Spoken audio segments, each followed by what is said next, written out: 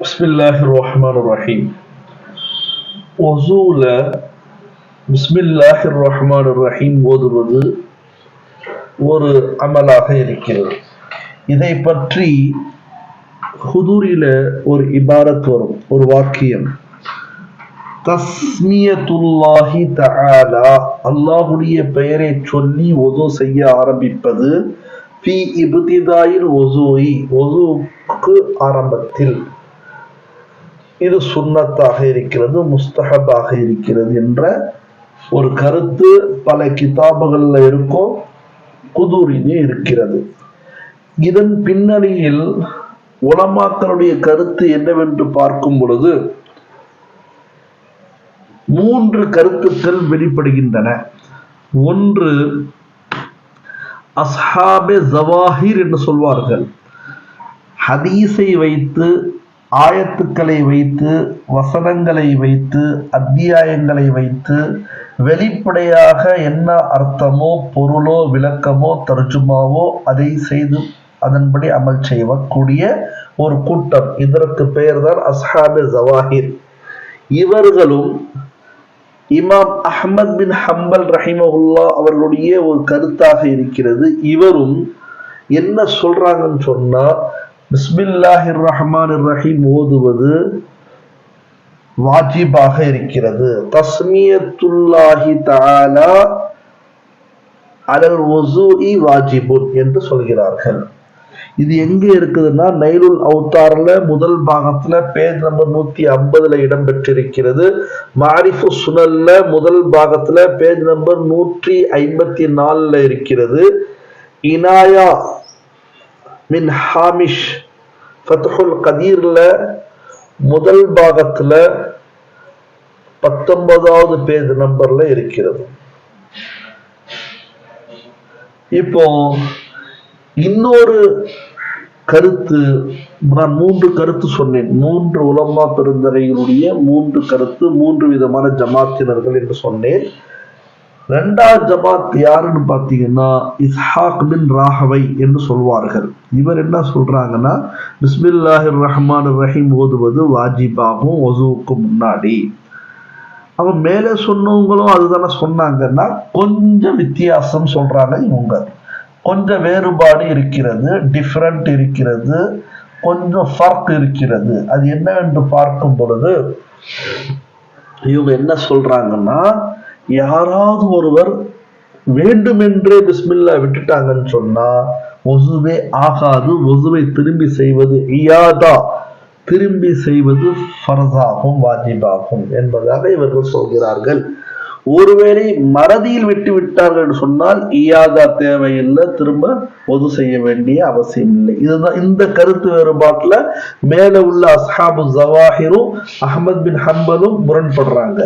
அவங்க வெறும் பொதுவாக வாஜிபுன்னு சொல்றாங்க. இவங்க வாஜிபுன்னு சொல்லிட்டு 2 ஷர்த்தை வைக்கிறாங்க. ஒன்று, அமதன், வேண்டுமென்றே பிஸ்மில்லா விட்டுட்டா ஒசு ஆகாது, மறுபடியும் செய்யணும்.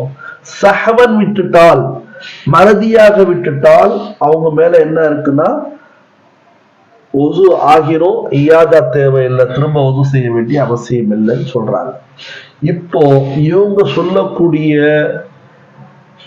விஷயத்திற்கு 2 ஜமாத்தினர்களுக்கும் ஆதாரம் என்னவென்று பார்த்தால், அந்த அபி சயீத் ரலியல்லாஹு தஆலா அன்ஹு, ஹஜ்ரத் அபூ சயீத் ரலியல்லாஹு தஆலா அன்ஹு ரிவாயத் செய்கிறார்கள். அன்னன் நபிய ஸல்லல்லாஹு அலைஹி வஸல்லம் قال, கண்மணி நாயகம் ஸல்லல்லாஹு அலைஹி வஸல்லம் அவர்கள் கூறினார்கள், லா உஸூஅ லிமன் லம் யذ்குர் இஸ்மல்லாஹி அலைஹி. லா உஸூஅ, உஸூ ஆகாது. லன், லிமன் லம், லிமன் லம் யாருக்கு என்றால் எவர் ஒருவர் லம் யذ்குர் இஸ்மல்லாஹி அலைஹி